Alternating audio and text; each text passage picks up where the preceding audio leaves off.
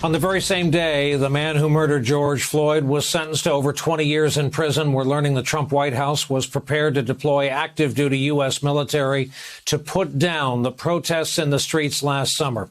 That's according to new reporting from the New York Times today. Quote, responding to interest from President Trump, White House aides drafted a proclamation last year to invoke the Insurrection Act. Mr. Trump was talked out of the plan by three officials, those being Attorney General Bill Barr, Defense Secretary Mark Esper, and Joint Chiefs Chair Mark Milley. But a separate group of White House staff members wanted to leave open the option. Well, with us again tonight, Charlie Sykes, founder and editor-at-large at The Bulwark, author of the very relevant and successful book, How the Right Lost Its Mind.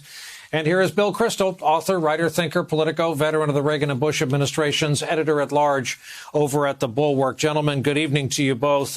Charlie Sykes, I want to read you these quotes from the Michael Bender book upcoming from inside the West Wing.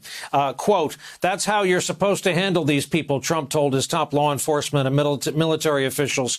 Crack their skulls. Trump also told his team that he wanted the military to go in and beat the F out of the civil rights protesters, Bender writes. Just shoot them, Trump said on multiple occasions inside the Oval Office, according to the excerpts. Well, Charlie, a couple things. Number one, this may account for the attack on General Milley, who had the presence of mind and the courage to stand up in that moment and say no. Number two, does this prove that with January 6th in mind, Trump isn't anti-protest, he's anti-certain people who protest? No, it's also a reminder of how this country has so far dodged a bullet by not giving him a second term, and how grateful we should be to people like General Milley. Look, what we're seeing again is who Donald Trump was and how close this country came to real disaster. His will to power, his lust for violence, and his fantasies about using the military are on display there. And you have to wonder what he would have done had he not had restraining hands last year, and what he might do if he ever gets back into the presidency.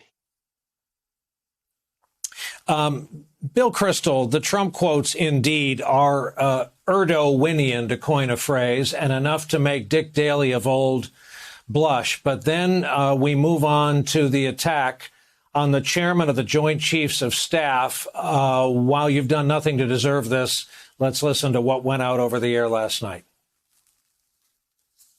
He didn't get that job because he's brilliant or because he's brave or because the people who know him respect him. He is not, and they definitely don't. Milley got the job because he is obsequious. Hard to believe that man wears a uniform. He's that unimpressive. He's not just a pig, he's stupid. Bill Kristol, did you think in your lifetime you'd live to see a day where the right was out to disfigure, denigrate, perhaps destroy the U.S. military?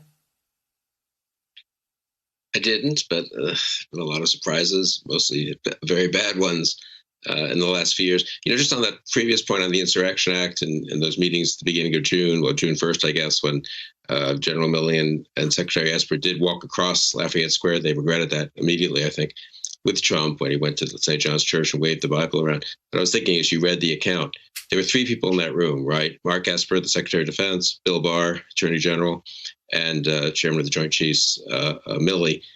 Trump fired Esper right after the election. Bill Barr quit on December 23rd, as I recall, not wanting to have to do certain things that Trump wanted him to do. I think that had so many disagreements. Barr couldn't stay there.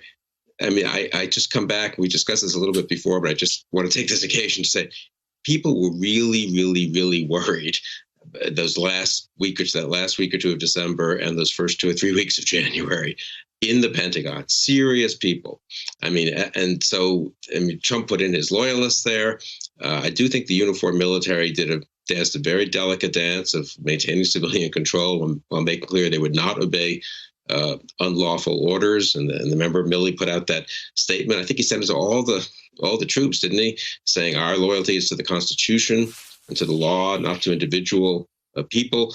I mean, the degree, how close we came to a genuine constitutional crisis, I think, is not fully appreciated today. And two of those three people who helped stop Trump from invoking the Insurrection Act on June 1st, they were gone by the last month of the presidency. So again, people at the time, thought we were too alarmed. And then the focus became January 6th, and that was terrible, fair enough. But people didn't really still quite see sometimes how much behind the scenes Trump was trying to do, and Trump loyalists and the White House were trying to do. Some of that has come out recently, too, obviously, with Mark Meadows, and how a few people did resist, including the uniformed military, in a pretty impressive way, I would say.